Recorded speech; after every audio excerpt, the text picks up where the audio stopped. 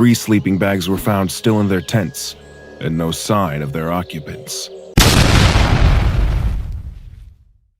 There's no such thing as a... was after them.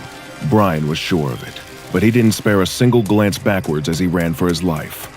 His friends were ahead of him. Something large whistling through the air could be heard, followed by the sickening crunch of metal being crushed as a boulder the size of a truck tire smashed onto the hood of the car, touching something in its left hand, which it let fall to the ground with a dull, wet thump.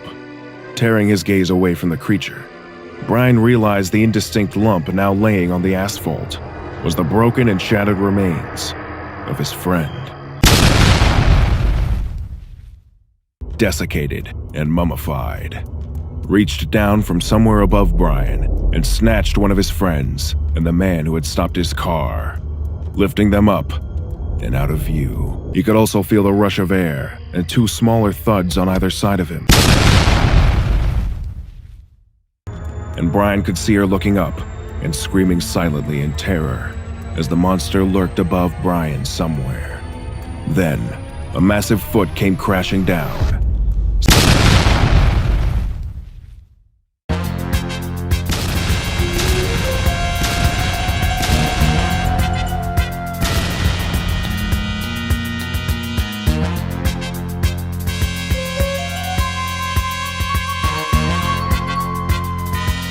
When that similar thing started to stretch itself, everyone jumped out in fright.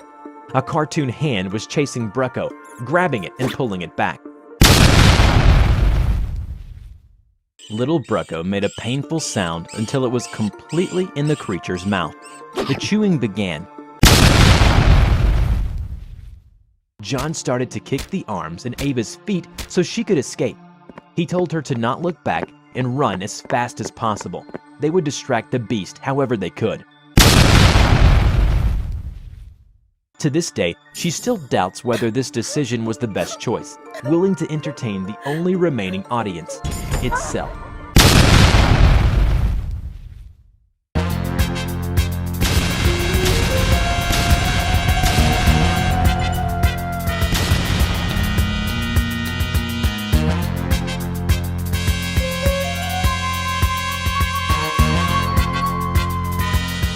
The next night, however, I thought I heard my window opening and a loud thump.